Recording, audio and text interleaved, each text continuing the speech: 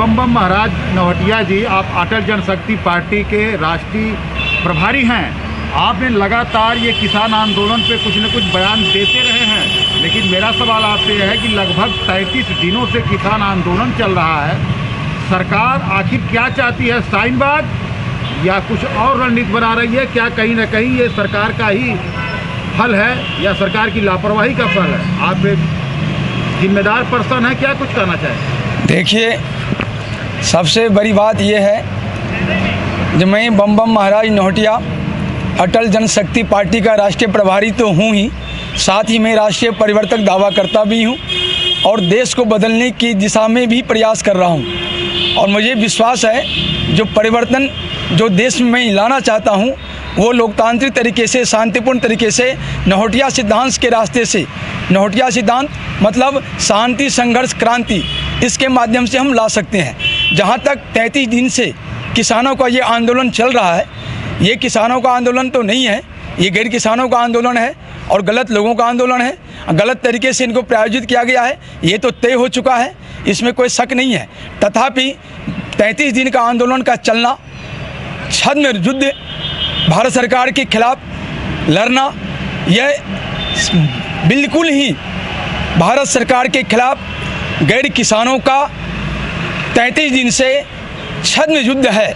क्योंकि कोई भी आंदोलन करने के लिए अगर कोई आता है या कोई संस्था आता है तो उसके लिए वो आंदोलन करके चला जाता है, लेकिन ये आंदोलनकारी पूर्व प्लान बना के 6 महीने का राशन भत्ता वगैरह सारी सिस्टम को लेकर आए हुए हैं। इसका मतलब क्या है? इसका मतलब साफ है, ये किसान नहीं है, गैर किसान है और इनका मतलब भारत सरकार के खिलाफ छद्म युद्ध है और ये छद्म युद्ध ही लड़ रहे हैं। अब रह गया बात इसमें राजनीतिक दलों के समर्थन का, तो वो राजनीतिक दल, मैं अरविंद केजरीवाल से पहले शुरुआत करता हूँ। अरविंद केजरीवाल, जोगेंद्र यादव, कांग्रेस पार्टी, समाजवादी पार्टी, वामपंथी, ममता बानो सहित जो भी राजनीतिक दल इनको समर्थन कर रहा है, उन राजनीतिक दलों को मैं कहता हूं, अपने गिरेबान में झांको और देश की संसदीय व्यवस्था को यदि चुनौती देते हो तो आने वाले कल में तुम सबकी, सभी राजनीतिक दलों की जो भी रजिस्ट्रेशन है चुनाव आयोग में, ये अटल जनशक्ति पार्टी अपनी ताकत से कानून के दम पर इन सब का रजिस्ट्रेशन को कैंसिल कराएगा और कराऊंगा।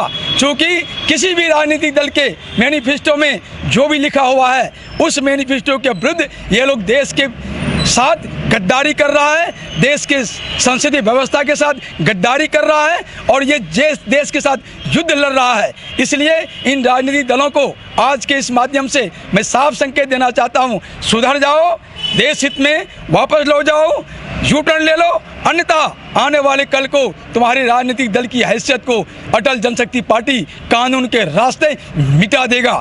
इसके साथ ही मैं भारत सरकार से अपील करता हूं, आखिर क्या बात है 33 दिनों तक ये युद्ध भारत सरकार झेल रही है? आखिर क्या बात है 33 दिनों तक युद्ध पूरा दिल्ली झेल रहा है? चारों ओर से दिल्ली को कब्जा करके बंद करके जो रख दिया गया है, दिल्ली की जनता का क्या कसूर है? सरकार के पास अगर क्षमता नहीं है, मैं सरकार से बार बार अपील किया हूं, जो वो मुझे अधिकार दे, मैं इसको देखता हूं और सर्वमान्य हल भी निकाल दूंगा और कुछ भी चूचा भी नहीं होगा। शांतिपूर्ण तरीके से सारी मसला का हल मैं निकाल सकता हूं, लेकिन सरकार को बार बार मैं सरकार के पास अपना पक्ष भेजते रखता हूं, मैटर भेजते रखता हूं, लेकिन वो इस पर कुछ नहीं कर रहा है। अब इसके बाद मैं सर्वोच्च न्यायालय की ओर आपका ध्यान आकर्षित करना चाहता हूं।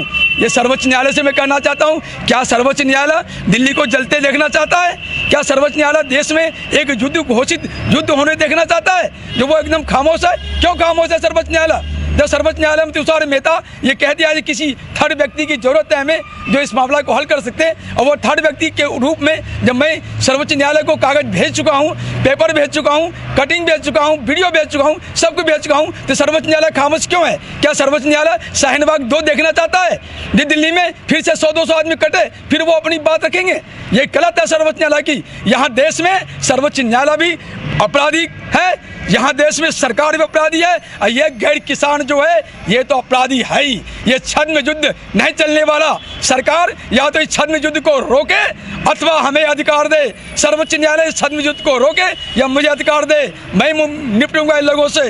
देखता हूँ इनके बाजुओं में, इन गैर किसानों के बाजुओं में, इन खालिस्तानियों के बाजुओं में, इन पाकिस्तानियों के बाजुओं में, इन टुकड़े टुकड़े गेम के बाजुओं में कितनी ताकत है।